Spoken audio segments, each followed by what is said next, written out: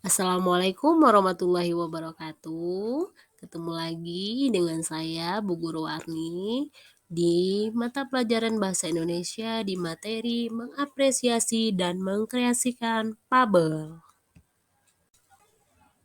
Anak-anak, secara etimologis, fabel berasal dari bahasa Latin yaitu fabulat. Fabel merupakan cerita tentang kehidupan binatang yang berperilaku seperti manusia. Fabel termasuk jenis cerita fiksi ya anak-anak. Perlu anak-anak ketahui bahwa ciri fabel yang pertama yaitu fabel mengambil tokoh para binatang.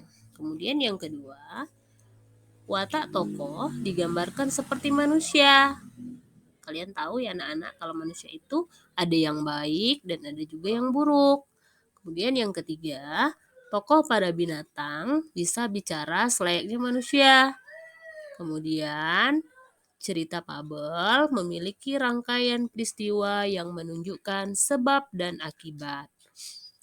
Kemudian, biasanya fabel menggunakan latar alam, contohnya misal di hutan, di sungai. Kemudian, ciri bahasa yang digunakan dalam fabel yaitu biasanya kalimat naratif, yaitu kalimat yang berbentuk cerita. Kemudian berupa kalimat langsung. Setelah itu menggunakan bahasa sehari-hari dalam situasi yang tidak formal.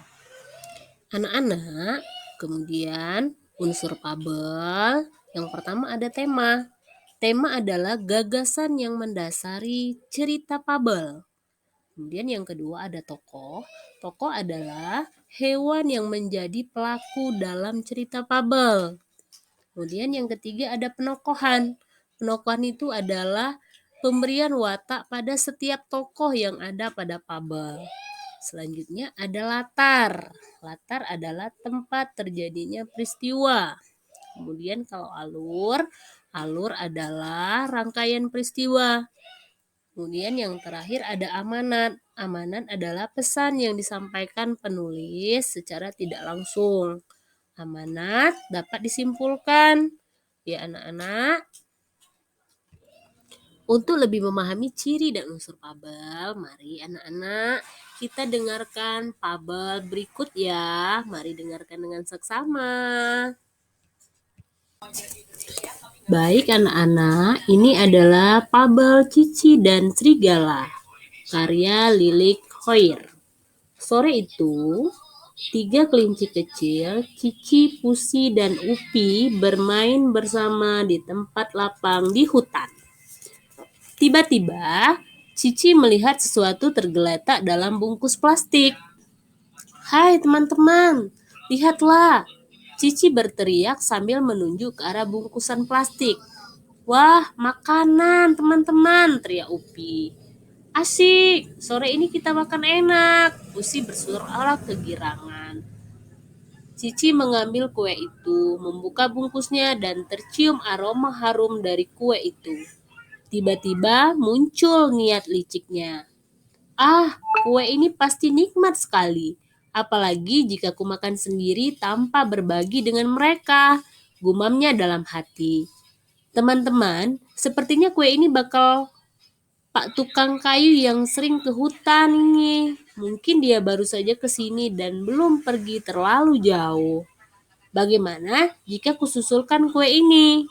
Bukankah menolong orang juga perbuatan mulia?" Cici meyakinkan temannya. Raut kecewa tergambar dari wajah Upi dan Pusi. Mereka gagal makan kue yang beraroma lezat itu. Cici berlari menjauhi temannya dan memakan kue itu sendiri. Tiba-tiba, bruk! "Ah, tolong!" Cici menjerit keras. Seekor serigala muncul dari balik semak dan langsung menerkam tubuh mungil Cici. Cici pun menangis dan terus berteriak minta tolong.